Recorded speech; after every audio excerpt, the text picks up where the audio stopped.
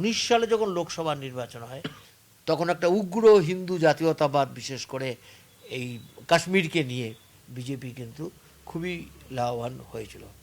তো সেই সময়তে প্রচুর ভোট, বামপন্থীদের প্রচুর ভোট নষ্ট হয়েছিল এবং আমাদের প্রায় 22-23% ভোট বিজেপি দিকে চলে গেছিলো। বাম তাদের সমর্থক যারা, আমি এই কথাটাই বলছি, তাদের তো একটা বড় ভোট বিজেপি দিকে গেছে। তো সেইটা ফিরিয়ে আনতে হবে আমাদেরকে। এই হিন্দু মুসলমানের মধ্যে আমাদেরও ঢুকতে হবে, কোনো মতই ঢুকবো না। মৃত্যুর আগের পর্যন্ত এই রাজনীতির একেবারে বিরোধিতা করে যাব, লড়াই করে যাব। বামপন্থী ভোটগুলোকে বোঝানো যাবে।